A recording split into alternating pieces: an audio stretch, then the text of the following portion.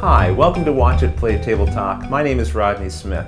In this weekly segment, I propose a topic and share my initial thoughts on it, and then invite you to respond through comments and your own videos, which I'll compile into next week's segment, Table Talk Back, and this way we all get to participate. Now, this topic came to me from Matt Summer. He's someone that I got to know through the series, and we ended up playing quite a few games of Carcassonne over the app. And I got on a bit of a winning streak there for a while, which was a surprise, but it ended last night, so congratulations, Matt.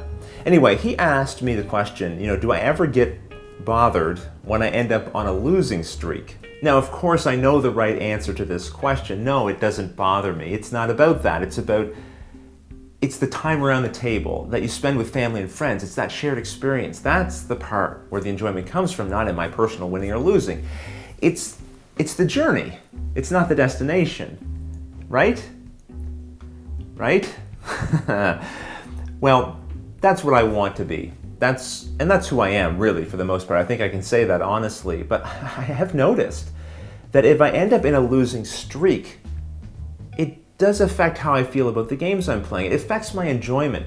And I think that's the catch. It's that accumulation of losses. That's when it starts to have an impact. And I think that's the issue at the heart of it. Win some, lose some, I don't even notice. But if I'm on a losing streak, it does start to get me down a little bit. It starts to make me enjoy the gaming a little bit less, especially if I'm losing to the same person over and over again. I think I start to feel like, what's wrong with me? Why can't I win? Am I just a dummy? And I don't know. I feel like at this point in my life, I should be a little bit beyond that. And I guess I'm not entirely.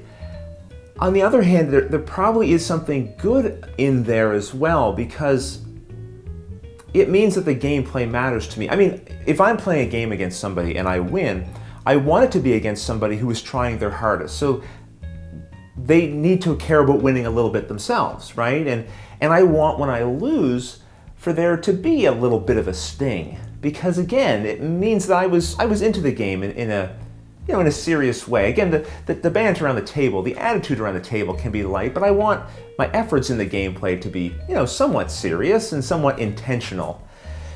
So maybe there is some good and bad in having some emotion around whether you win or lose. Now, I think I handle losing especially well when I'm playing a game for the first time, because I just allow myself to do anything.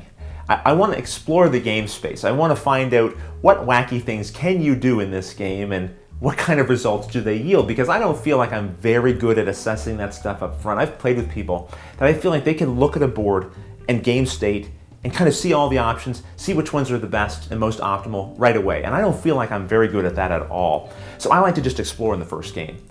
It's probably not until the second, third, or fourth game where if I'm not doing well, it's going to have some kind of emotional impact on how I'm feeling. Again, I don't think I ever hold that against the game itself. I think I'm pretty good at separating that part of it.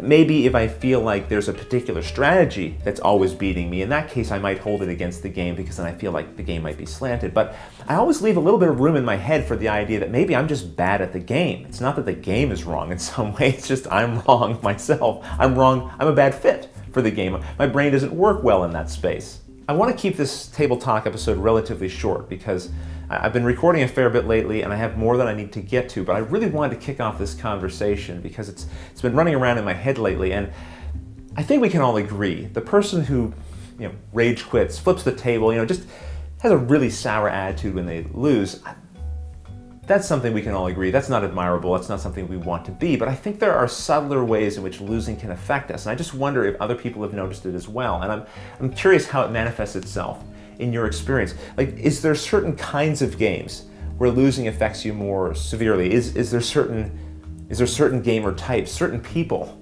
that you really don't enjoy losing to? And how do you deal with it? How have you found that you're able to sort of come out of that? I'd love to get your responses. You can put them in the comments below this video. You can also record a video on YouTube and then send me the link, and I'll compile these comments and videos into our Table Talk Back episode next week, and we can dive in a little more deeply and maybe spend a little more time on the topic then. If you do record a video response, try to keep it to within 2 to 3 minutes. It just helps me when I have to edit these together, and it also allows us to fit more and more responses in. I did want to mention one thing here before I wrap up. I have diplomacy set up in front of me.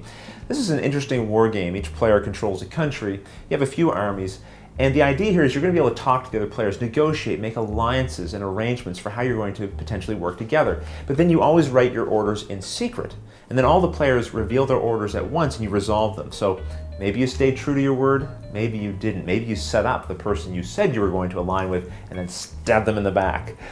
And so this is a game I've never played before. It was actually a very kind gift from my gaming group, and I've been invited to play Podcaster Diplomacy. This is season 2. They did this before. It's typically a group of podcasters brought together. I guess I've infiltrated their ranks because, of course, I do videos. But we have a few different personalities you might be aware of. England is being controlled by Dan Yarrington of Game Salute, Myriad Games, and the 21 Game Salute podcast. France and Italy are Eric Dewey and Donald Dennis, respectively, of the On Board Games podcast. Germany is the Honorable Stephen Bonacore from Stronghold Games. He's just on everybody's podcast. Jeff Engelstein of the Ludology podcast and the designer of games like Space Cadets and Space Cadets Dice Duel has Austria. And Jamie Kagi of the Secret Cabal Gaming podcast is in Russia.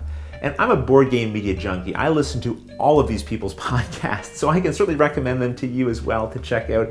It's certainly a pleasure to be playing with them. And of course, down here in the corner is me, Rodney Smith of Watch It Played, taking care of Turkey. This is my first time playing, so again, I think that really does hold true. I'm going into this without high expectations for how I'm going to do. I'm just looking forward to trying it out and seeing how things happen. Now that said, no one wants to be the first loser either. So I do hope I make a fair showing, at least for a couple of years. But for the most part, it's just going to be fun to play with these guys that I normally wouldn't get to sit around a table at. We're doing this all remotely, of course, through email and that. It's being moderated by Ray Greenlee, who's taking care of all of our orders. But you can also go to Board Game Geek. I'll put a link in the description of this video, and you can see the map set up there, and there'll probably be some banter between the players as well if you'd like to follow along. And listen, I'm not against taking advice. If you have some suggestions for Turkey, certainly feel free to make them. I will let you know. I have submitted my orders for the first turn, so I'm locked into what I'm going to do. Well, actually, that's not true. We have up till, I think, January 20-something that we can change our orders, and at that point, they become fixed. So certainly feel free to chime off if you want. I will try to provide little updates maybe here and there on our Facebook page or elsewhere if you guys want to follow along. But until the next episode, thanks for watching.